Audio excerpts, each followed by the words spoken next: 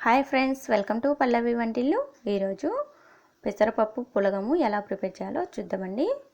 ముందుగా ఒక ప్లేట్ తీసుకొని ఇందులోనికి 2 కప్పుల రైస్ తీసుకోవాలండి. నేను ఈ కప్పుతో 2 కప్పుల రైస్ తీసుకున్నాను. ఇదే కప్పుతో పావు కప్పు పెసరపప్పు తీసుకోవాలి.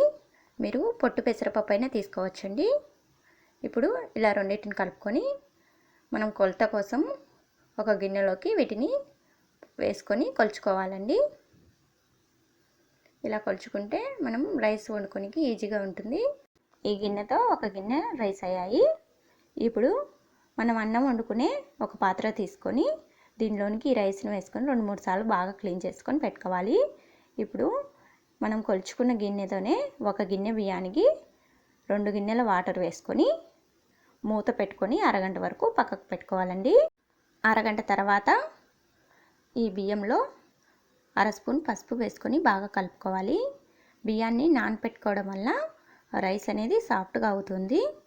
ఇప్పుడు ఇలా కలుపుకొని మూత పెట్టుకొని స్టవ్ పై పెట్టుకొని ఫస్ట్ హై ఫ్లేమ్లో ఒక పొంగు వచ్చేంత వరకు ఉడికించుకోవాలండి.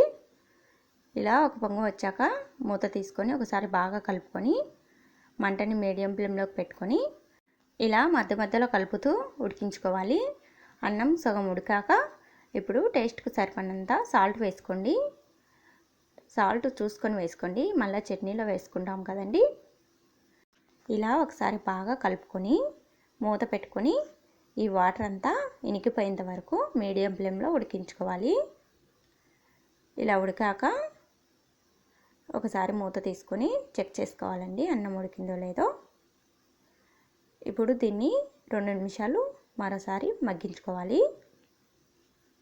2 నిమిషాల తర్వాత ఒక ప్లేట్లోకి తీసుకొని చట్నీతో నెయ్యి వేసుకొని సర్వ్ చేసుకుంటే చాలా టేస్టీగా ఉండే పులగం రెడీ అయిపోయిందండి. ఈ వీడియో మీకు నచ్చితే లైక్ చేయండి, షేర్ చేయండి. పల్లవి వంటిల్లు ఛానల్ని సబ్స్క్రైబ్ చేసుకోండి.